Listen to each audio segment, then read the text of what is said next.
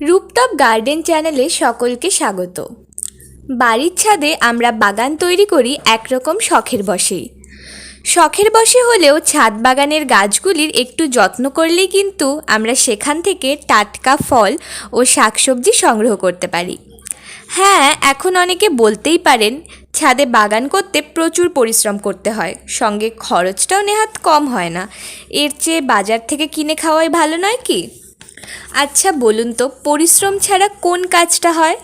আর টাকা দিয়ে বাজার থেকে শাকসবজি ফল তো আমরা সবাই কিনে খাই, কিন্তু নিজের হাতে যত্ন করে বড় করে তোলা গাছের সবজি ফল খাওয়ার মধ্যে যে আনন্দ আছে, সেটা আমার মতো যারা গাছ ভালোবাসেন তারাই বুঝতে পারবেন।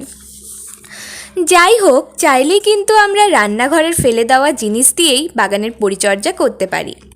দেখুন, আমি কেমন করে কলার খোসা ও বিভিন্ন শাকসবজির খোসা দিয়ে একদম সহজ উপায়ে তরল জৈব সার তৈরি করেছি। এই সার কিন্তু সব রকম গাছের জন্যই উপযোগী। আমরা বিনা খরচে বাড়িতেই যদি এত সুন্দর জৈব সার তৈরি করতে পারি, তাহলে বাজারের রাসায়নিক সার কেন ব্যবহার করব? আপনারা চাইলে এভাবেই বিভিন্ন শাকসবজি ও ফলের খোসা দিয়ে জৈব সার বাড়িতেই তৈরি করতে পারেন এবং ছাদ বাগান থেকে বিষমুক্ত ফল সবজি সংগ্রহ করতে পারেন। আজকের জন্য এতটুকু।